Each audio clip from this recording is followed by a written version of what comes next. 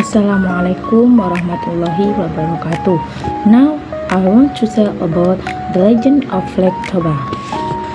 A long time ago, in the northern part of Sumatra Island in Indonesia, there lived a young and diligent farmer named Toba.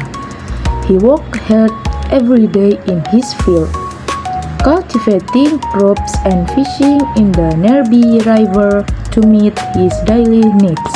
Although he lived a simple life, he was always grateful for what he had. However, he was also lonely, for he had no family or friends to share his life with.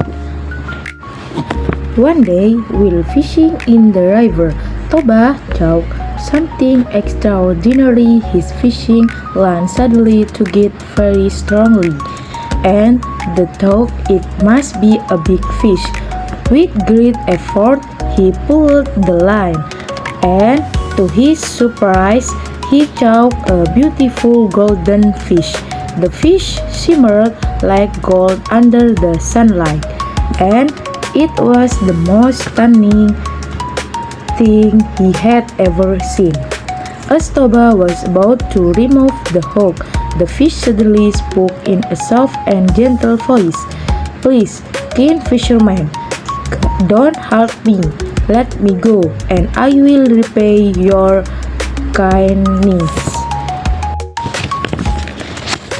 Toba was so shocked that he dropped the fish in astonishment. How could a fish speak like a human?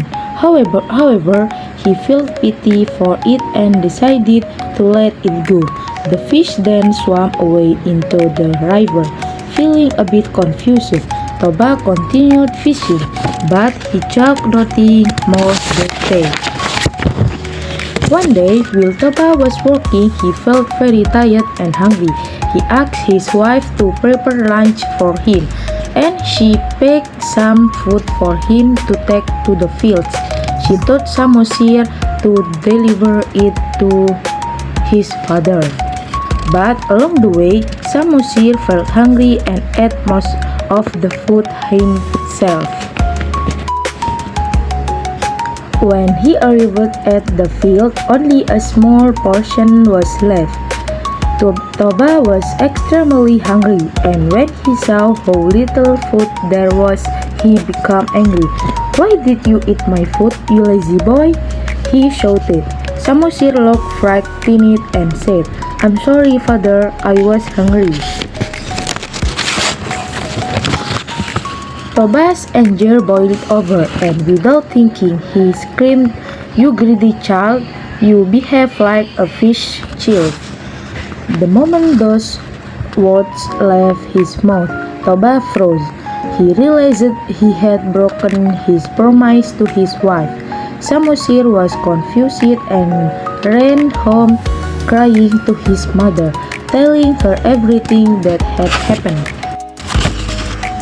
When his mother heard what Toba had said, she was shocked and deeply hurt. Tears rolled down her cheeks as she said softly, "Your father has broken his promise.